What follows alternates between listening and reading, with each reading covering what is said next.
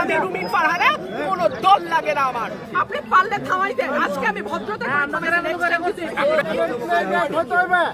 I will not listen to this. সব জায়গায় হচ্ছে। আপনি পারলে থামাই দেন। আজকে আমি ভদ্রতা আপনাদেরকে বুড়া আঙ্গুল দেখে আপনারা কিছু করতে পারেন না। এইরকম দেখায় আপনাদের। খোঁজ নেন, প্রশাসনে বসে আছেন, খোঁজ নেন।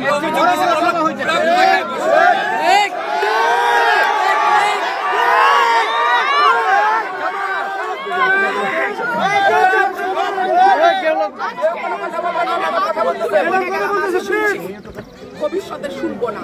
আর আমার এই